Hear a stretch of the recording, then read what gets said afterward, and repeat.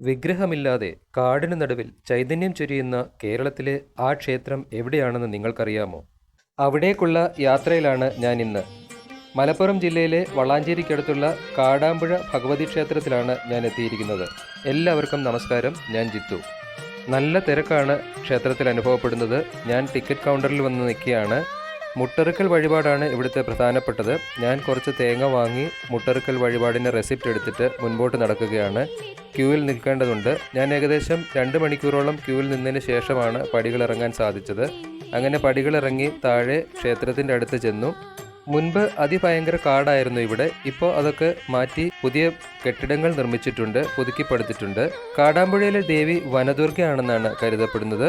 അതിനാൽ തന്നെ ശ്രീകോവിലിന് തുറന്ന മേൽക്കൂരയാണ് ഉള്ളത്. ദുഃഖങ്ങളും ദുരിതങ്ങളും ഒക്കെ മാറാനുള്ള മുട്ടറുക്കലിന് എല്ലാവരുടെയും പേരിൽ വാങ്ങിയ തേങ്ങ ഞാൻ 3 പ്രാവശ്യം വെള്ളത്തിൽ കഴുകി ശ്രീകോവിലിന് മുൻപിലേക്ക് നടന്നു. ശ്രീകോവിലിനുള്ളിലേക്ക് പ്രവേശിച്ചു. നന്നായി തൊഴുതു ദർശനമൊക്കെ വാങ്ങിയതിന് ശേഷം ഞാൻ പുറത്തിറങ്ങി കുളത്തിൻ്റെ അടുത്തേക്കൊന്ന് പോയി.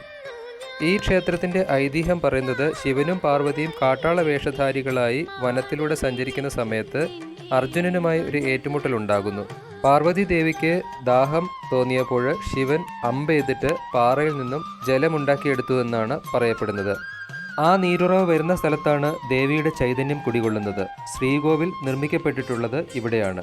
അർജുനന്റെ അഹങ്കാരം ശമിപ്പിക്കാനെന്നോണം അർജുനനും ശിവനും തമ്മിൽ അമ്പെയ്ത്ത് നടക്കുമ്പോൾ അർജുനന്റെ അമ്പുകളെല്ലാം പുഷ്പങ്ങളായി മാറട്ടെ എന്ന് പാർവതി പറയുകയും അങ്ങനെ ധാരാളം പുഷ്പങ്ങൾ അവിടെ ഉണ്ടാവുകയും ചെയ്തു എന്നാണ് പറയപ്പെടുന്നത്. അതിനാൽ ഇവിടുത്തെ പ്രധാന വഴിപാട് പൂമൂടലാണ്.